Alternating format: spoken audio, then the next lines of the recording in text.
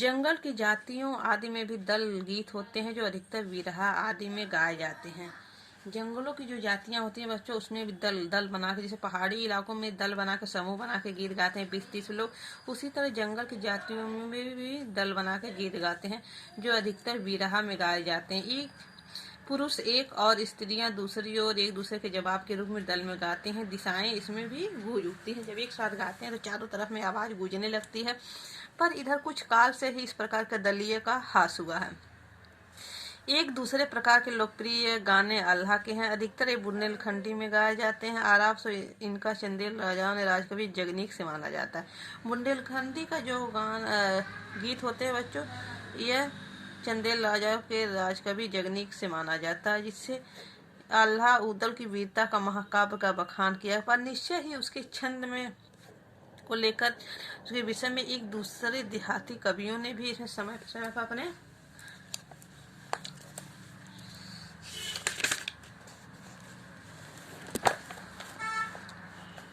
अपने गीतों में उतारा। और एक गीत हमारे गांव में आज भी बहुत प्रेम से गाए जाते हैं। इन्हें गाने वाले गांव गांव ढोलक के लिए गाते फिरते हैं। इसी की सीमा पर उन गीतों का भी स्थान है जिन्हें नट रस्सियों पर खेल करते हुए गाते हैं। अधिकतर ये गद्य पदात्मक है और इन्हें अपनी बोल है। आगे देखते हैं बच्चों, अनंत संख्या अपने देश में स्त्रियों के गीतों की है। सबसे ज्यादा संख्या किसकी है?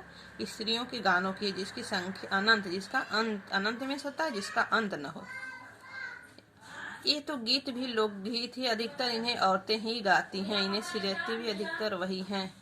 वैसे मर्द रचने वालों या गानों वालों की भी कमी नहीं है, पर इन गीतों का संबंध विशेषतः स्त्रियों से है। इस दृष्टि से भारत इस दिशा में सभी देशों से भिन्न है, क्योंकि संसार के अन्य देशों से स्त्रियों के अपने गीत मर्दों या जनगीतों से अलग और भिन्न रही है। इनसे मिलते जुलते ही हैं। त्योहारों पर नदियों के नहाते समय, नहाने जाते हुए राह के, विवाह के, मटकोड़ के, जौनार के संबंधियों, प्रेम युक्त गाली के, जन्म आदि सभी अवसरों पर अलग अलग गीत हैं। देहातों में जन्म आदि के अवसर पर शुभर गीत जो स्त्रियां गाती हैं। इन अवसर पर कुछ आज से भी नहीं, बड़े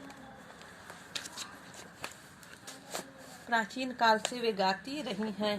महाकवि कालिदास आदि ने अपने ग्रंथों में उनके गीतों का हवाला दिया है।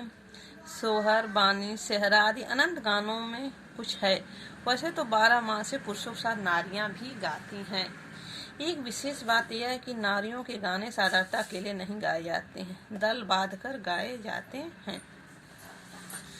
अनेक कंठ एवं एक साथ फूटते हैं। यद्यपि अधिकतर उसमें मेल नहीं होता, फिर भी त्योहारों और शुभ अवसरों पर बहुत ही भले लगते हैं।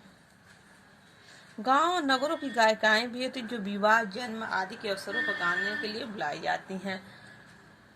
पहले गांव की औरतें लोकगीत गाती थी। अब तो धीरे धीरे इस संगीत का भी विकास होने लगा। जैसे जैसे विकास होने लगा वैसे वैसे गाय शुभ कुछ त्योहारों और शुभ अवसरों पर गाने वालों को गायिकाएं भी बुलाई जाती हैं जो गाती हैं। जो विवाह, जन्म आदि के अवसर पर गाने के लिए बुला ली जाती हैं। सभी ऋतुओं में स्त्रियां उल्लास से उसका दल बांध कर गाती हैं, पर होली, बरसात की कजरी आदि तो उनकी अपनी चीज है जो सुनते ही बनती हैं।